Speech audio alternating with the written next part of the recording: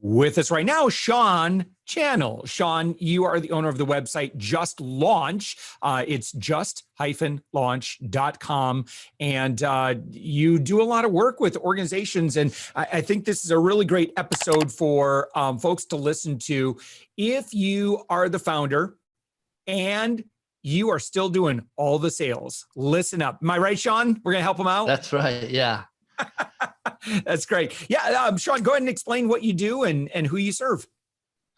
Yeah. So we work with a lot of small businesses. There becomes a point as a small business owner where you're trying to scale your company and yet you're still doing the bulk of the sales as the owner, right? When we first start, we're playing all of those different roles, wearing all those different hats. And to truly scale, we have to step back and become the CEO of our company, which means we need to hire other people to do the sales for us. And for a lot of small business owners, they've never really hired, trained, or ran a sales organization. So we come in and we help them find the right people, onboard those people, train those people, get that team up and running with processes and a scalable solution so that they can step back, run their company, let the sales org become the sales org and allow their business to grow. Yeah. All right. So how do we do that? As someone who is, listen, and I think the challenge is, right, it can feel very challenging to replicate founder magic. And how do we do this? It sounds like for some, it may feel like an insurmountable problem. They've just never been able to do it successfully. What are we doing wrong? What do we need to be focusing on? Yeah, it's multifaceted. So, one of the challenges, like you said, it's hard to find the people that have the same passion for your company that you do. And honestly, it's probably an unrealistic expectation for us to have that on people we hire to replace us. So we have to start with the hiring process. And again, hiring salespeople is in itself, it's different than hiring an administrator or an accountant or, any other aspect of your business. Salespeople typically are unique in what they do. So we work with them to hire the right people. But beyond that, really, it's the training aspect. Teaching them a sales methodology, teaching them the product or the service that your company sells, and then coming up with a system that they can replicate over and over again that, still keeps the brand in alignment, that, keeps the founder's vision very much at the forefront. And so combining those elements is really that, secret kind of sauce to it. And if you've never trained salespeople, then, most founders don't come from a sales background, and certainly most don't come from a sales training background. Right. And so you figure it out as a founder, as an owner along the way, but it doesn't necessarily mean that you've put thought into each and every step that you have to take to find that success, right? We're passionate about our product. We're passionate about our service. We have connections, we network, we build relationships, but to train someone how to do all of those little things isn't something we've ever really considered. And, for me personally, one of the things that makes me an effective trainer and a coach is I spent my first 8 years in sales and in small business struggling. I started my first business at 19 years old, and I knew nothing about not only running a business, but mostly I failed because I wasn't effective at sales. And so that business folded because I wasn't able to scale it. And so then I started another business and I ran into the same kind of problem. So then realizing what my main challenge was sales, I went into the sales world. And it took me about 8 years to find my methodology, a rhythm for me that worked from a sales perspective. But that was very much a trial and error process, meaning I tried this step, can I get somebody on the phone? And, 15 different ways to get somebody on the phone. Okay, this one works, or these two work. And so I had to document every step of the way. So it's very easy for me now to say, here's step 1, here's step 2, here's step 3, because I had to document that for my own progress over the course of 8 years. And so for the last 15, I've been able to replicate that with salespeople, all over the world, because I can give them a formula that is very step by step. It's not a lot of sales trainings, they're like build relationships. Yeah. Well, if you don't know how to build relationships, what does that mean? Right. Yeah. I mean, you would think that would be common sense, but how do you see people kind of mess that up? Well, I think there's a natural assumption that everyone has the same kind of base level understanding of how to interact with other humans. Mm-hmm. And while that is true in some essence, it doesn't always, how we do that is not always similar. Yeah. So it's not always scalable. And so when you're working as a small business owner, you have a certain brand that you want to put forth. You have a certain type of clientele that you want to interact with. And there's a certain way that you want to interact with those clientele to maintain the brand. And so you either have to find really hard to find the right individuals that can do that naturally, or you have to be able to take them step by step through that process. And I think, again, most people, they kind of assume that people are going to be able to do things at a certain level. And realistically, we're all at different levels, and certainly at different parts of the process. Mm-hmm. Yeah. Okay. How do we make friends? Like what are those steps, or what are those elements that we should be mindful of? Well, the first is obviously the questions. And when I train people, we go through a list of questions, right? What's your title? How long have you been doing that? How did you get into this? Do you like it or not? Is the company your long-term vision? There is a list of questions that I give individuals. The key is to get people to talk about themselves, which is, again, challenging for a lot of salespeople because we have a natural tendency to want to talk. The extroverts, the outgoing personalities tend to gravitate towards sales. And so a lot of what they want to talk about is themselves, their product, their service, their company. And at the end of the day, what you want to talk about is your company, your experience, your, journey, your challenges, your goals. And so it's a hard twist for a lot of natural salespeople. And so we've got to help them either make that mindset, or in some cases, train people who've never done sales so that they start down this right path. Yeah. And so what about, let's talk about systems. Cause I think that, there's an easy way of doing this, or an easier way of doing this.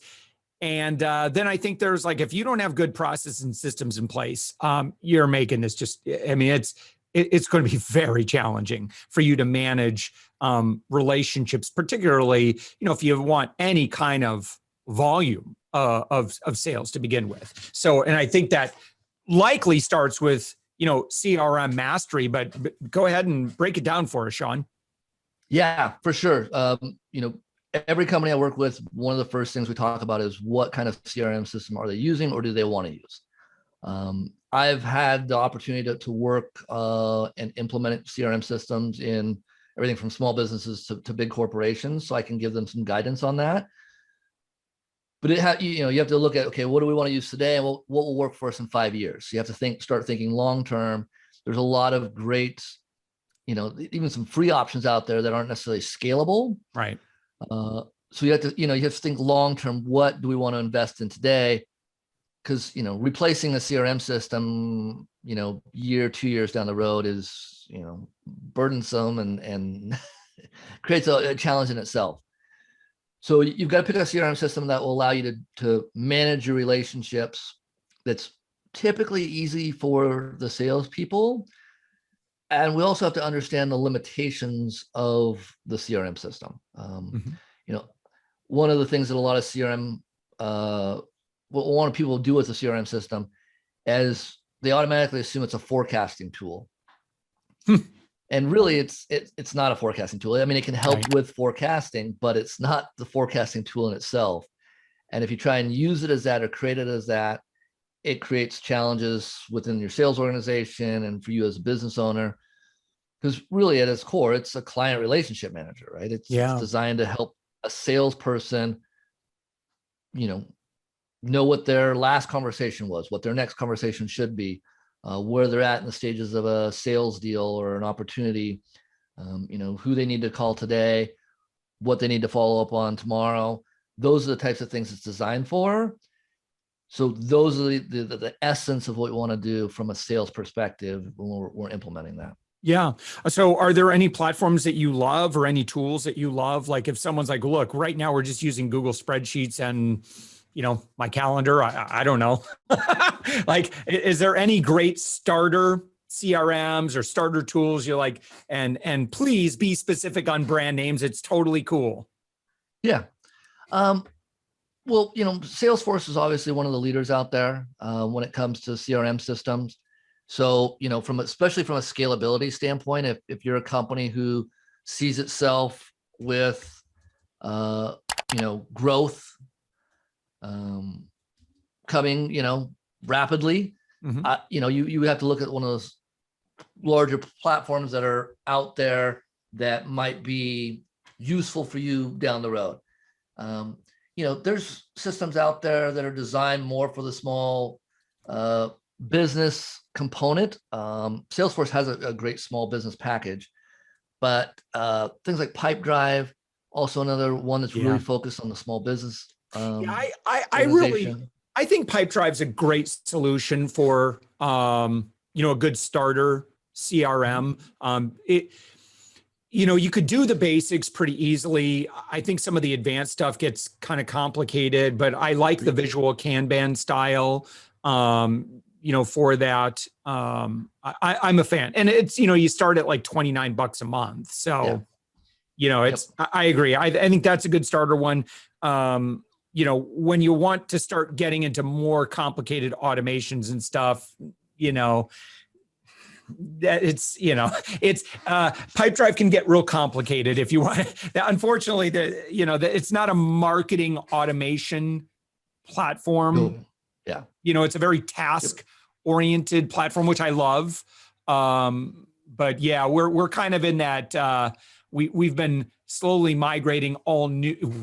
We're running 2 systems right now as when we're recording this. And so all the new people for the past 2.5 months have been going into a new platform that we kind of really custom built and designed, on a, more of a marketing automation / CRM. But Pipedrive's solid. Yeah. And depending on what you're looking to do, I'm working with a company now who chose to go with Dynamics CRM. And one of the nice things about Dynamics, there's certainly has its own challenges, but the integration between Outlook, the integration between LinkedIn Sales Navigator is really seamless because they're all Microsoft products.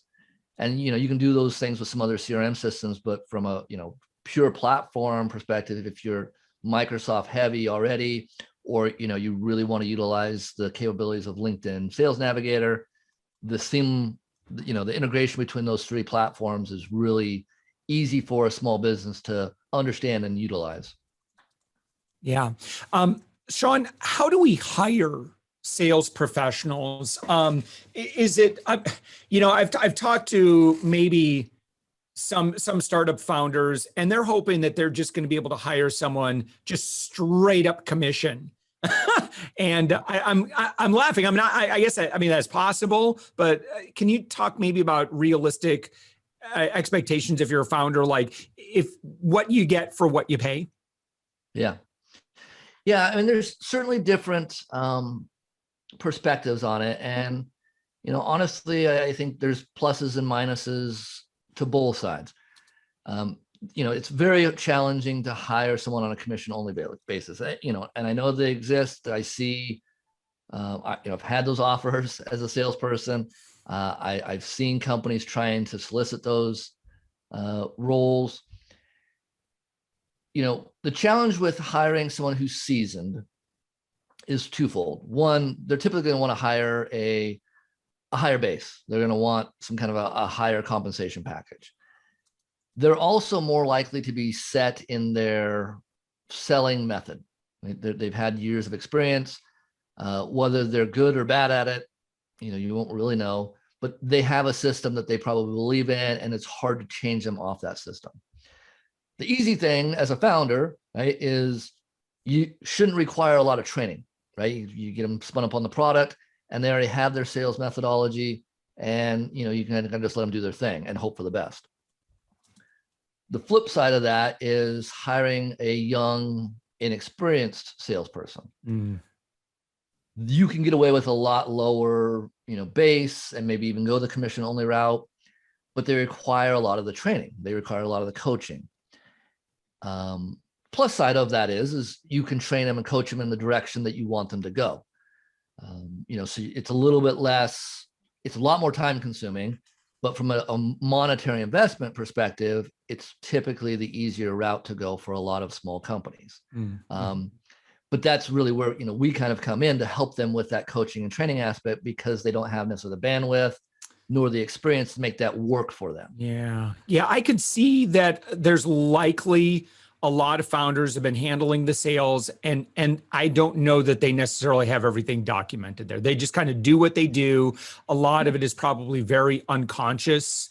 I'm making some assumptions, just kind of what I've seen. And so I could see where there would be considerable value to bringing somebody in and say, listen, let's structure. Let's take founder, what you've been doing. Let's put some structure to this now. Let's create an SOP. Let's go through some basic best practices for sales. And it sounds like that's kind of what you do, right? We do. Yeah. I worked in the sales enablement side the last couple of years of my, corporate life. And so it was really about documentation, the sales process, creating playbooks, SOPs, implementing the CRM system, really, again, taking sales from the wild, wild west, putting it into a corporate structure. And that's your point, is exactly where a lot of founders struggle, is how to replicate what they do. And again, how do you make it scalable? And so it's consistent out there, and we can help them lay that foundation so that, when they add that 4th, 5th, 10th salesperson, they're going through the same hiring process, interviewing process, onboarding process, training process, and sales process that the previous, 3, 4, 5 guys are going through, or gals are going through.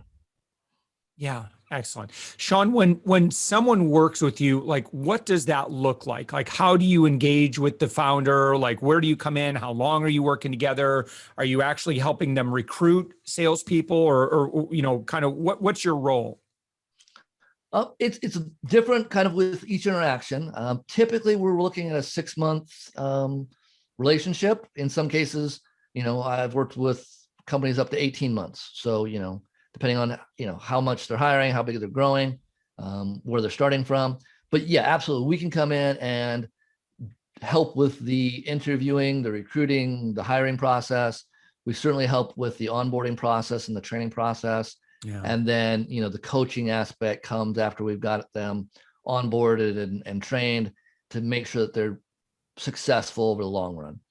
Not only are we, I guess your work with founders is, it's not just about increasing the bottom line, but I'd say the bigger, when you're working with, you're probably like, what's your schedule like right now? And like, where do you want to be 6 months from now? And I would imagine that time, and that lifestyle has probably the bigger trigger for your potential client, right? Who's like, I'm just guessing, right? Unless they, they've got, no, I'm cool. And, I just want to make more money or whatever. But I think, I'm guessing that a lot of your clients are probably coming in and they're probably just burnt out. They're like, dude, I'm sick of like selling all day long or whatever, or that it's constantly just on my shoulders. It's a lot of pressure. It is. And, there's so many different aspects to running a business that, what ends up happening is when you're focused on sales, or that's you're carrying the burden for that, is things start to slip through the cracks. Mm-hmm. And, you find yourself behind on a lot of other aspects. And so, yeah, to your point, you're either working, 120 hours a week and you have no life, or what happens is the business starts to falter in other areas and you don't have the bandwidth to commit to helping, get those back on track. And so at some point, there's only so much we can do as individuals. We have to build that team around us. And sales is a nonstop. I mean, it's, it never ends. It's not like, you can automate it. It's not like it's going to self-manage. It's not like you can, hire an assistant and it just takes care of itself. We constantly have to be nurturing those relationships. And more importantly, if we want to grow, finding new relationships. And that's a heavy time commitment. Yeah. Shawn, your website, just-launch.com. When someone goes there, there's a big blue button there that says, let us help, grab some time. Is there anything else that people should engage with? Oh, you got a podcast, right? So where should people engage with you next? Website's a great start. We'll respond within hours to any inquiries. They can find we just put out our first digital course that's really designed to help people just with basic sales communication skills. Mm-hmm. And then the podcast obviously is called Just Launch as well. That's on all the major platforms. Facebook, LinkedIn, we're everywhere. Yeah, fantastic. Shawn Channell, your website, Just Launch, on the web at just-launch.com. Shawn, thank you so much for joining us. Josh, thanks for having me. It's always fun to be here.